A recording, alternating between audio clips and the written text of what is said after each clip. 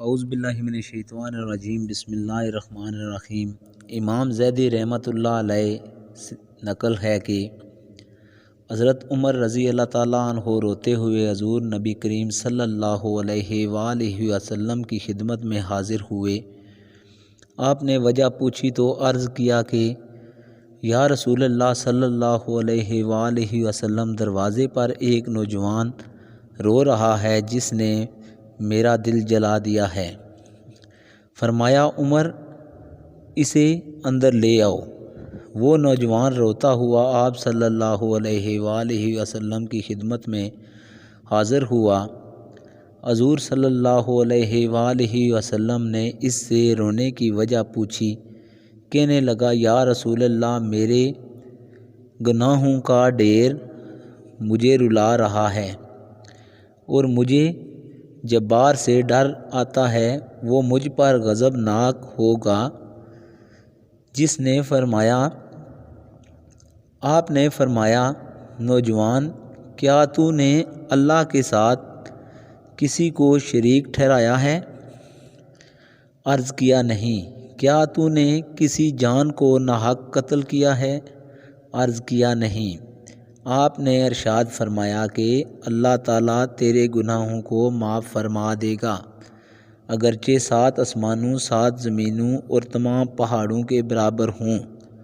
نوجوان بولا، حضور، میرے گناہ 7 آسمان، زمین اور پہاڑوں سے بھی بڑا ہوا ہے۔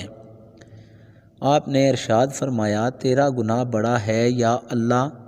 کہنے لگا، میرا گناہ بڑا ہے۔ فرمایا، تیرا گناہ بڑا ہے یا اللہ؟ اس نے کہا، میرا گناہ بڑا ہے۔ ارشاد فرمایا، تیرا گناہ بڑا ہے یا تیرا اللہ؟ کہنے لگا، ہاں البتہ میرا اللہ اور اس کا رحم بہت بڑا ہے۔ گناہ کا ارتکاب۔ پس ارشاد فرمایا کہ گناہ عظیم کو خدائے عظیم ہی معاف فرمائے گا، جو بہت ہی غفور الرحیم اور درگزر کرنے والا ہے۔ پھر فرمایا، ذرا اپنا گناہ تو بتا۔ اس نے عرض کیا، یا رسول اللہ صلی اللہ علیہ وآلہ وسلم، مجھے آپ سے حیا آتی ہے۔ آپ نے پھر پوچھا۔ کہنے لگا، میں کفن چور تھا اور 7 سال تک یہی پیشہ کیا۔ ایک دفعہ انصار کی ایک لڑکی فوت ہوئی، میں نے اس کی قبر کھودی، کفن اتار کر چل دیا۔ ابھی تھوڑا دور ہی گیا تھا کہ شیطان نے مجھ پر غلبہ پایا اور میں نے لوٹ کر اس سے مجامت کر لی۔ ابھی میں قبر سے نکل کر تھوڑی ہی دور گیا تھا کہ دیکھتا ہوں وہ لڑکی کھڑی پکار کر کہہ رہی ہے، اے نوجوان، تجھے قیامت کے دن جزا اور سزا دینے والے سے حیا نہیں آئی؟ جس وقت وہ اپنی کرسی فیصلے کے لیے رکھے گا اور ظالم سے مظلوم کا بدلہ دلوائے گا، تو مرنے والوں کے مجمع میں مجھے ننگا کر کے چل دیا ہے اور میرے اللہ کے دروازے مجھے بحالت جنابت حاضر ہونے پر مجبور کیا ہے۔ یہ سنتے ہی حضور صلی اللہ علیہ وآلہ وسلم اچھل کھڑے ہوئے اور اس کی گدی پر ایک تھپڑ رسید کیا اور فرمایا، تو فاسق، تو بس آگ کے لائق ہی ہے، دفع ہو یہاں سے۔ توبہ۔ نوجوان وہاں سے نکلا، 40 راتوں تک اللہ کے حضور توبہ کرتا مارا پھرتا رہا۔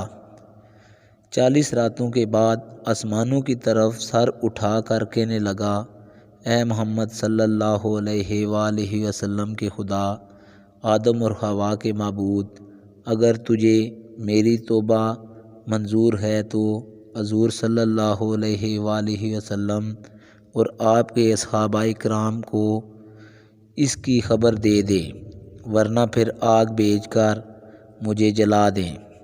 اور آخرت کے عذاب سے نجات دے دے۔ اتنے میں جبریل علیہ السلام تشریف لائے، سلام کیا، اللہ تعالیٰ کی طرف سے آپ صلی اللہ علیہ وآلہ وسلم کو پہنچایا۔ جبریل علیہ السلام نے کہا کہ اللہ تعالیٰ فرماتے ہیں، کیا مخلوق کو آپ نے پیدا کیا ہے؟ فرمایا، مجھے بھی اور تمام مخلوق کو اسی نے پیدا فرمایا ہے۔ عرض کیا، وہ پوچھتے ہیں کہ کیا آپ مخلوق کو رزق دیتے ہیں؟ فرمایا، بلکہ مجھے بھی اور تمام مخلوق کو اللہ تعالیٰ ہی رزق دیتے ہیں۔ عرض کیا، وہ پوچھتے ہیں، کیا بندوں کی توبہ آپ قبول کرتے ہیں؟ فرمایا، بلکہ میری بھی اور تمام بندوں کی بھی توبہ وہی قبول فرماتا ہے۔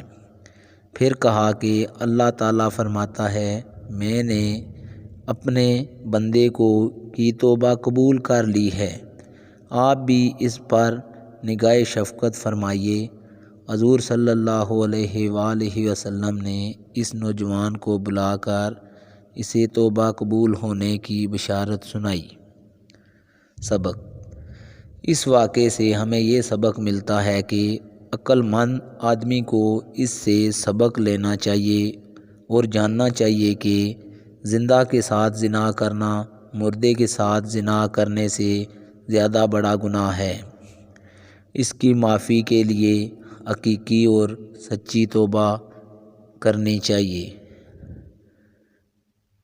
تو دیکھیے، جب سچی توبہ پیش کی تو اللہ تعالیٰ نے اسے معاف فرما دیا۔